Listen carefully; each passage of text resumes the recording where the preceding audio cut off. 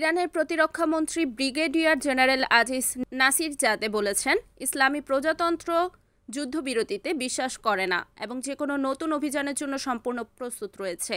সোমবার তুরস্ক ও মালয়েশিয়ার প্রতিরক্ষা মন্ত্রীর সঙ্গে পৃথক টেলিফোন আলাপে তিনি এই মন্তব্য করেন। তুরস্কের প্রতিরক্ষা মন্ত্রী ইয়াসার গুলারের সঙ্গে আলাপকালে নাসিরজাদে বলেন, ইরান এই অঞ্চলে যুদ্ধ কিংবা নিরাপত্তাহীনতা ছাড়তে চায় না, তবে আক্রমণকারীদের যে কোনো আগ্রাসনের বিরুদ্ধে কঠোর ও নির্ভুল প্রতিক্রিয়া জানাতে প্রস্তুত। ইসলামী প্রজাতন্ত্র যুদ্ধবিরতিতে বিশ্বাস করে না। জবাবে তুর্কি প্রতিরক্ষা মন্ত্রী গুলার বলেন, আমরা যুদ্ধবিরতিতে সন্তুষ্ট এবং পারমাণবিক ইস্যু নিয়ে এমন একটি যৌক্তিক চুক্তি হওয়া উচিত যা ইরান ও গোটা অঞ্চলের জন্য উপকারী হবে।